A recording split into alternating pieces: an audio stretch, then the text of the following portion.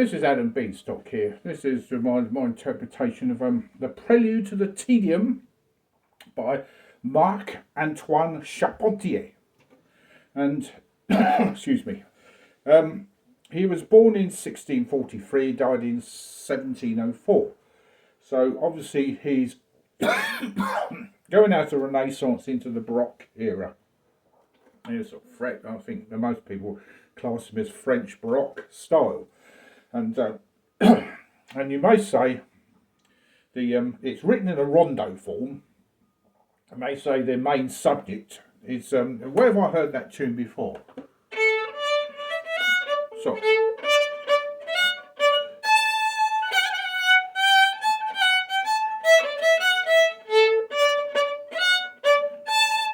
I'm not playing it very well. I think it's not actually written, but it's the 2/2 march.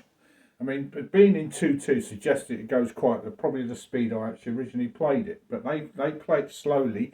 Actually, they play at a slower pace at the introduction or the signature tune to the Eurovision Song Contest, which is on every year. So.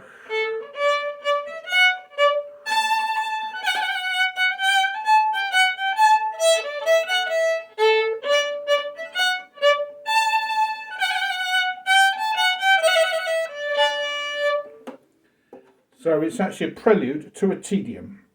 So tedium suggests, it's a Latin word, suggests it's church music. It's a church sung choral, church music thing. But as far as playing it and just randomly playing the tune as we do these days, and it creeps up in used for TV, social media, whatever, for advertising. In those days, in the 16th and the 17th century, let's see, the 1500s and the 16th, especially in those, they were very strict on not allowing church music to be played outside the church, and this is definitely church music. So you would never hear this on the street. You never hear it in a pub played as a folk tune. So this is what the stigma is of it, and I think this stigma seems to last through the hundreds of years, not to be played as a folk melody, and I think if you play this as a folk club, people will frown on it. I think, yeah, I know that tune, yeah, but it's such a familiar tune, isn't it? And it's so simple. It's a very simple tune.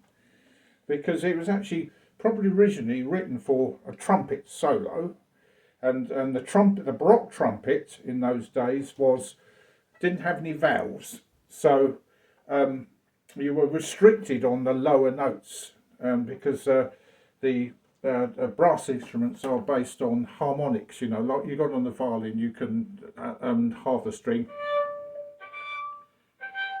These are open harmonics, and you've got stopped harmonics as well. So with a brass instrument, it's all harmonics. That's where the sound is produced, and they can do things, you know, with their lips to whatever. I mean, I only played French horn years ago. I haven't played it ever since. But you'll find that the top range, they can get more notes together, closer notes together. So the way it's written, you got this sort of fifths. It never goes. They probably get sort of like in a.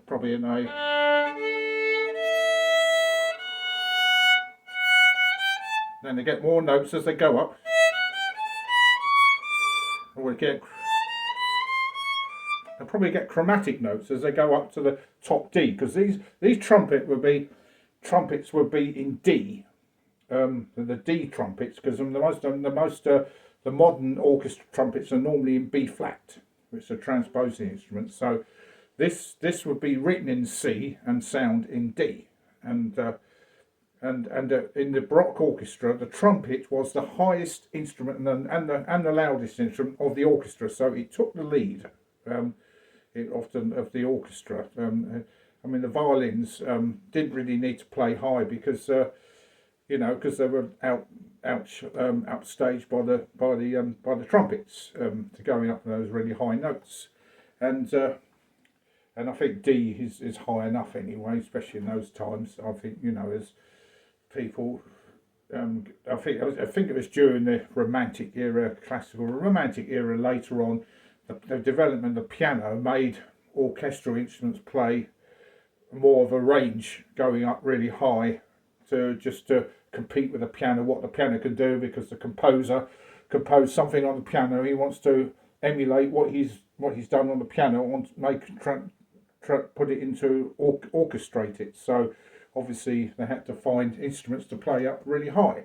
So and of course, if it's a string sound, and that's how violins developed in playing all these very high notes up on the neck and the fingerboard, especially the first violins, which I would never play in anyway. So, you know, I was a second violinist once, but then I played the viola. So I've always been, I think when I first started it was second violin, then I went into viola. So anyway, that's by the by. So that's introduced the prelude to the tedium. So there we go. I'm going to try it at the Zoom meeting tonight and see what the reactions are going to be. Okay, so all the best.